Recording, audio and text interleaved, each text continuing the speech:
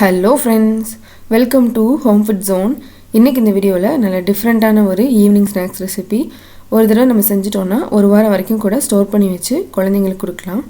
இதை செய்கிறதுக்கு ஒரு பேனில் 4 கப் அளவுக்கு தண்ணி ஊற்றி சூடு பண்ணிக்கோங்க. இதில் 1/2 டீஸ்பூன் உப்பு, 2 டீஸ்பூன் அளவுக்கு எண்ணெய் சேர்த்துக்கோங்க. இந்த தண்ணி லேசாக சூடாக ஆரம்பிக்குது.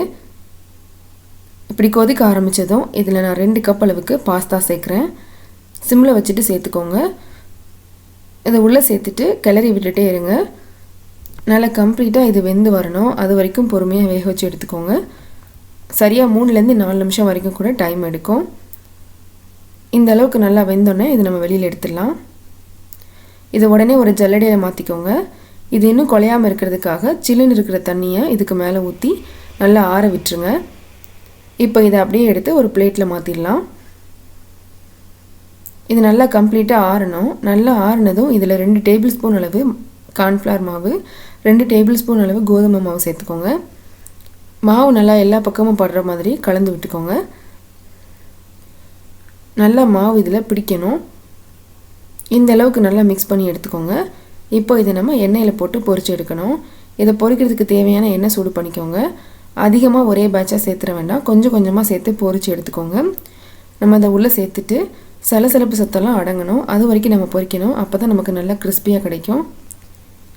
இப்போ பார்த்தீங்கன்னா நல்லா பொரிஞ்சு வந்துருச்சு. இது நம்ம வெளியில் எடுத்துடலாம். இதே போலவே மீதி இருக்கிற எல்லாத்தையுமே போட்டு பொரிச்சு எடுத்துக்கோங்க.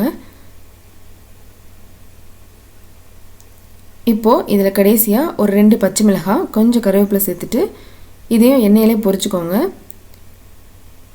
இதை நம்ம தனியாக எடுத்து வச்சிடலாம்.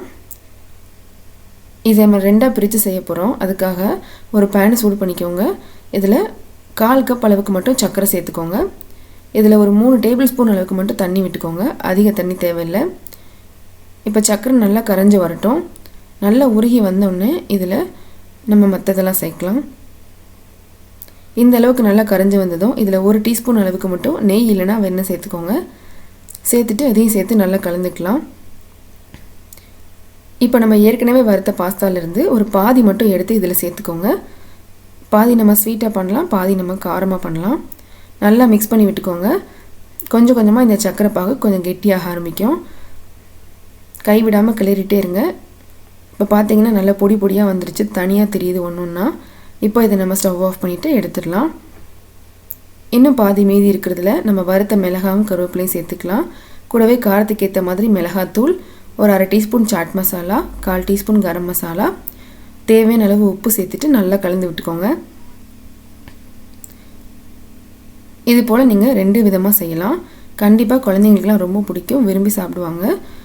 இதே மாதிரி நீங்களும் செஞ்சு பாருங்கள். இந்த ரெசிபி உங்களுக்கு பிடிச்சிருந்ததுன்னா லைக் பண்ணுங்கள், ஷேர் பண்ணுங்கள், கமெண்ட் பண்ணுங்கள். கண்டிப்பாக ஹோம் ஃபுட் ஜோனுக்கு சப்ஸ்கிரைப் பண்ண மறக்காதீங்க. இதே போல் இன்னும் நல்ல ரெசிபியோட நாளைக்கு உங்களை வந்து மீட் பண்ணுறேன். அது வரைக்கும் பாய்.